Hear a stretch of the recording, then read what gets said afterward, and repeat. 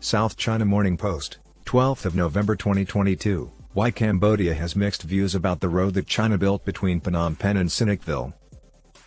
As part of her debt trap diplomacy with Cambodia, China has started a project that the people of Cambodia don't like.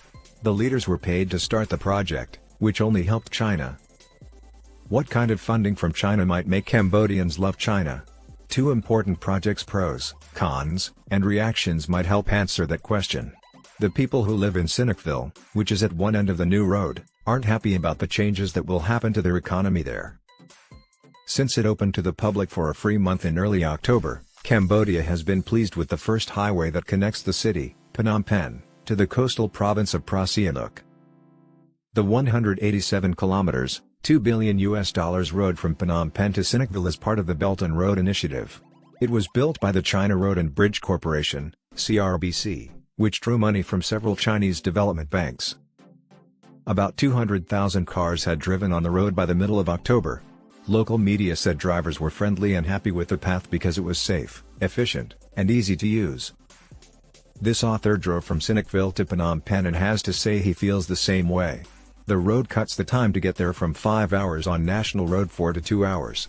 There were only 6 accidents in the first 2 weeks of operation, a meager accident rate of 0.004%.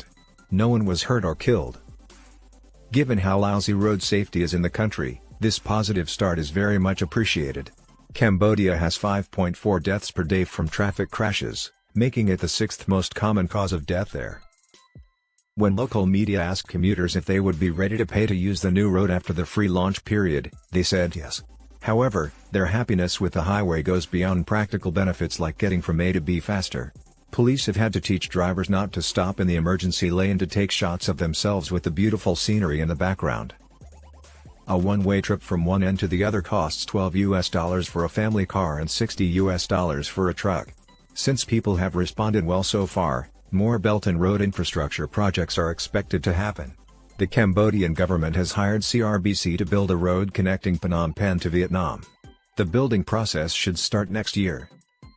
Even though businesses haven't said anything yet, it's clear that the new highway will significantly affect the economy by cutting down on transportation costs and making trade more competitive.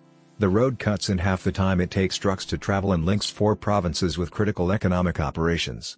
The main benefit is that it connects to the Sihanoukville Autonomous Port, the only deep-sea port in the country with all the necessary infrastructure. The port handles more than $2 billion in imports and exports every year, which is about 70% of all of Cambodia's trade. Prime Minister Hun Sen thinks the road will help tourism in Preah Sihanouk.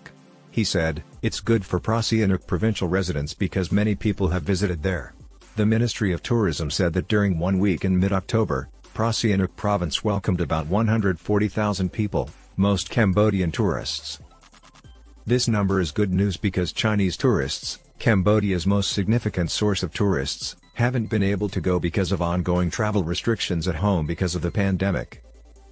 Sihanoukville's tourism industry seems to be improving, but the future looks bleak for local and Cambodian-owned businesses. The private sector created the city as part of the Belt and Road Initiative.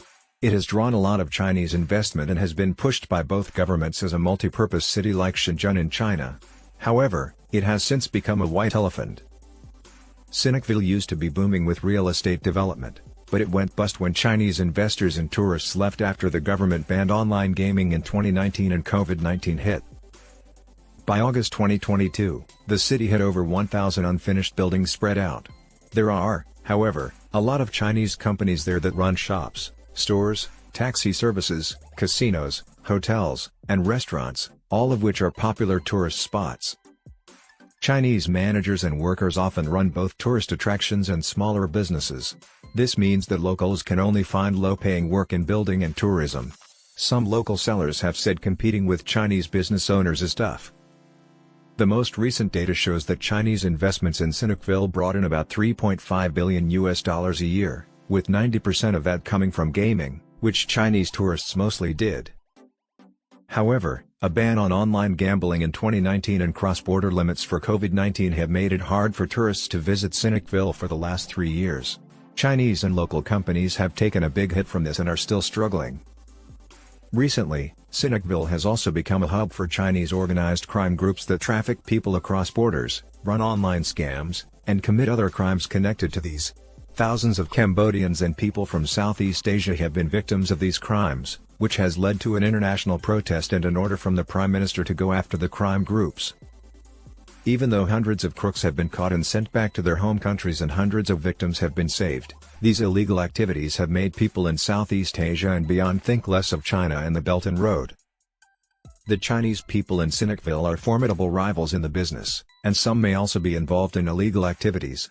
So, if you want to improve both the picture of China and the way people think about investing there, you have to take Chinese-related crimes very seriously. Thus, two projects led by China are very different from one another. The new road seems suitable for Cambodians and could make money for the Chinese company that runs it. However, as Sihanoukville has changed, Chinese businesses have pushed out locals, causing a tumult of illegal trades and buildings that go up and down. The problems in the city show problems with how the project was planned and how it was run, which has made it harder for Cambodians to get involved and access the assignment. The road's total costs and benefits have yet to be seen, but this shows that transportation infrastructure projects might win over Cambodians because they help users right away and are well received and suitable for the country.